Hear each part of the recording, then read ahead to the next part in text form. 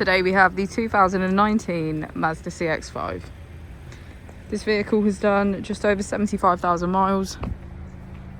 It has a manual transmission and a petrol fuel type. To the left of our steering wheel we have voice control as a feature, as well as automatic headlights and our keyless ignition. On the right we have cruise control and automatic wipers.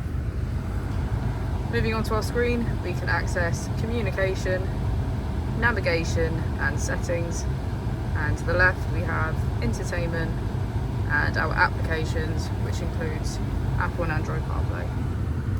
If we put the vehicle into reverse, you can see that it comes with a parking camera with parking sensors. Just below is our AC with heated seats on either side, and just above is our heated steering wheel. As we go into the back of the vehicle, we can see that it has a full leather black interior and get a good view of our sunroof.